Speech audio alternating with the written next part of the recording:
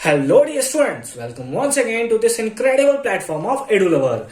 Class 10th Standard Math Sample Paper के question number 11th के solution में हम लोग पहुंच चुके हैं। अगर इसे प्रीवियस वीडियो आपने अभी तक नहीं देखा है तो कंप्लीट प्लेलिस्ट का लिंक मिलेगा आपको डिस्क्रिप्शन में। साथ ही साथ अगर आपने अभी तक हमें टेलीग्राम पे ज्वाइन नहीं किया है तो उसका भी लिंक मिलेगा आपको डिस्क्रिप्शन में। क्या है क्वेश्चन नंबर 11 देखते हैं। The internal and the external radii of a spherical shell are 3 centimetre and 5 centimetre respectively. Let us suppose हम लोग सबसे पहले स्फेयर बना लेते हैं, है ना। ये जो है हमारा लेट अस सपोज लेट ही कर सकते हैं क्योंकि ये स्फेयर जैसा तो दिखेगा नहीं, है ना। स्फेयर जैसा तो दिखेगा नहीं, है ना। ये हमारा क्या हो गया, ये हो गया हमारा स्फेयर, ये हो गया हमारा स्फेयर, ठीक है।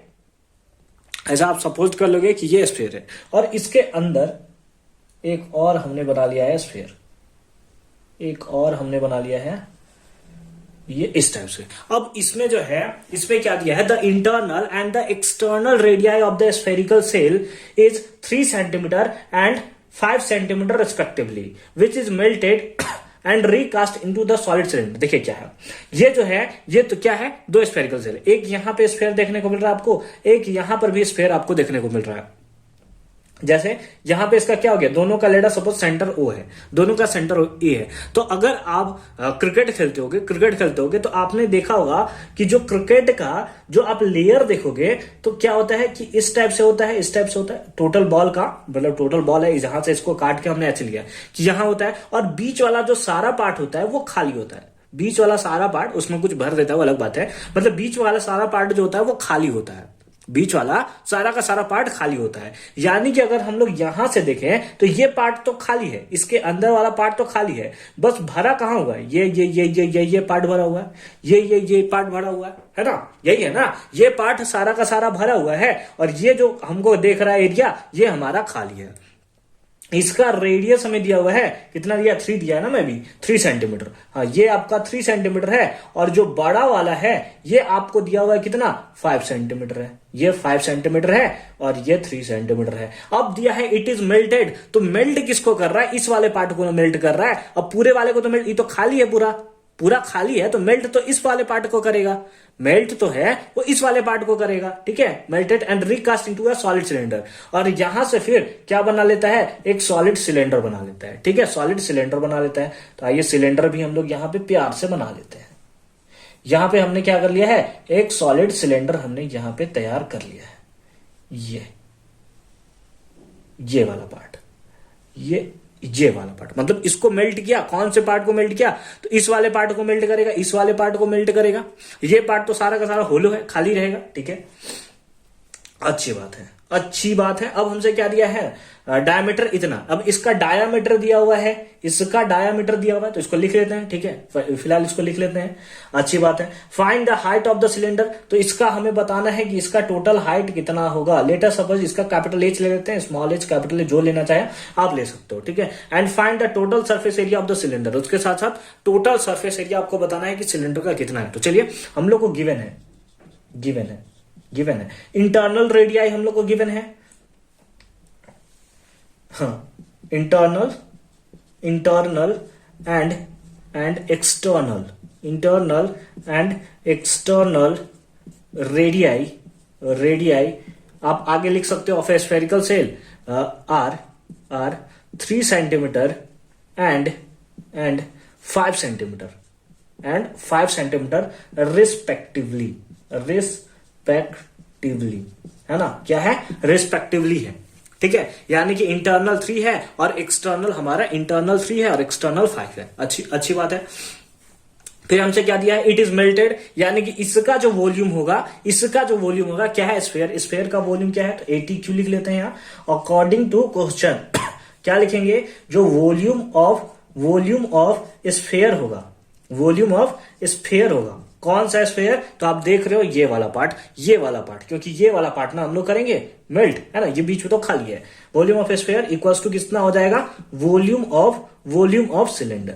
वॉल्यूम होगा कि नहीं होगा, बिल्कुल होगा सर, बिल्कुल होगा, ठीक है। अब वॉल्यूम ऑफ स्फेयर क्या होता है, that is 4/3 pi r cube. लेकिन क्या यहां पे r लेना सही रहेगा, क्या यहाँ पे आर लेना सही रहेगा, यानी कि आर किसको लोगे, तो इस वाले पार्ट का रेडियस आपको चाहिए, आपको इससे तो मतलब है नहीं, तो ये वाला पार्ट आपको चाहिए। तो ये वाला पार्ट कैसे निकलेगा, तो यहां से निकालने के लिए हम लोग बोल देंगे कि बड़ा माइनस छोटा, है ना, इसका स्क्वायर माइनस इसका स्क्वायर, यही ना होगा भाई, यही ना होगा, नहीं होगा क्या, देखते एक बार फिर से देखते हैं। देखिए समझिए यहां पे मैं क्या बोलना चाहता हूं, मैं बोलना चाहता हूं कि अगर हम लोग को इस पार्ट का अगर हम लोग को वॉल्यूम निकालना है, इस वाले पार्ट का स्फेयर का अगर हमें वॉल्यूम निकालना है, तो हम लोग क्या करेंगे, 4/3 पहले बड़े वाले का लिख लेंगे, यानी कि 4/3 5 क्यूब, है ना, 4/3 पाई आर क्यूब, यानी कि 5 का क्यूब। अब इसमें माइनस कर देंगे, क्या छोटे वाले को माइनस कर देंगे, है ना, तब ना बीच वाले का निकलेगा, यानी कि 4/3 पाई, और इसका आर कितना है, दैट इज 3, तो ये हो जाएगा 3 का क्यूब। वो ये समझ गया कि आया कि नहीं आया कि नहीं आया। Equals to volume of cylinder कितना होता है, तो वॉल्यूम ऑफ सिलेंडर हमारे पास है, यहां पर इसका रेडियाई भी था, यहां पे आप लिख लोगे गिवन, है ना, गिवन डायमीटर ऑफ सिलेंडर 14, तो रेडियाई 7 आ जाएगा, डायमीटर कितना दिया 14 दिया है, तो इसका रेडियाई आपका कितना आ जाएगा, अगर यहाँ पे लिखना चाहें, डिनोट करना चाहें, तो रेडियाई कितना हो जाएगा, दैट इज 7 सेंटीमीटर। ठीक, अच्छी बात है। अब वॉल्यूम ऑफ सिलेंडर कितना होता है, that is pi r square h, है ना, इसका रेडियस, चलो ठीक है, रेडियस आर ले लिया, ठीक है, अच्छी बात है। तो अगर यहां पर आप लिखना चाहो तो 4/3 पाई कॉपर, तो यानी कि 5 क्यूब माइनस 3 क्यूब, तो इसको हम लोग थोड़ा अच्छे से लिख दे, क्या यही लिख दे, अच्छी बात है, चलो यही लिख देते हैं।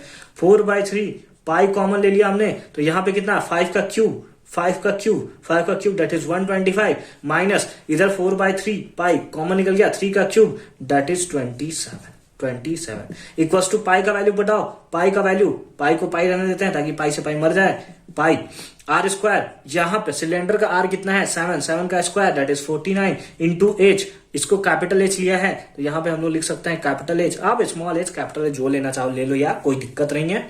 पाई से पाई मर गया, अब यहां पे क्या होगा, दैट इज 4/3 इंटू माइनस करेंगे कितना आएगा 98 इक्वल्स टू 49 इंटू एच। अब ये एच का वैल्यू हमें फाइंड आउट करना है, तो ये मल्टीप्लाई में इधर आएगा तो डिवाइड में, यानी कि 4 इंटू 98 डिवाइडेड बाई 3, और ये आ गया इधर डिवाइड में, यानी कि कितना 49। अब इससे कैंसिल करेंगे कितने टाइम्स में, 2 टाइम्स में, यानी कि एच का जो वैल्यू आएगा 4 2 जा 8/3 पॉइंट में लिखना चाहें तो एच इक्वल्स टू हमारे पास आ जाएगा, कितना आ जाएगा, that is 2.67 metre, and that is the solution of this question.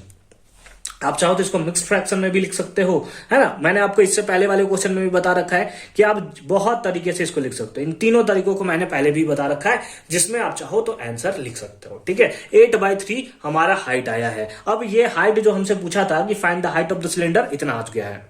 ठीक है, फटाफट से आप इसका स्क्रीनशॉट लेकर रख लोगे। अब हमसे पूछा है also find the total surface area of the cylinder. अब इसका हमें क्या निकालना है, टोटल सरफेस एरिया, इसका भी हमें फाइंड आउट करना है। तो चलिए फटाफट से फाइंड आउट करें क्या, मिटा दे इसको, 1 2 3। आई होप कि आपने नोट डाउन कर लिया होगा। चलिए ठीक है, इसको क्यों मिटा दिया मैंने, ठीक है, इस टाइप से ऐसा समझ लोगे यार। ठीक है, अभी तो बनाया था हमने। इसका हाइट कितना आया, दैट इज 8/3। ठीक 8/3 लिखेंगे। नाउ क्या निकालना है, total surface area of cylinder. कितना होता है, that is 2πr into r plus H. 2πr into r plus H. ठीक है, कोई दिक्कत, ठीक है, 2πr into r plus H. Value फटाफट से पुट किया जाए, 2 इंटू पाई का वैल्यू 22/7 इंटू r का वैल्यू कितना है, दैट इज 7, r का वैल्यू 7 इंटू 7 प्लस हाइट कितना आया है, दैट इज 8/3। ठीक, कोई दिक्कत नहीं है। 7 से 7 मर गया, कितना हो गया 44 इंटू इसमें ऐड कर लेंगे, कितना होगा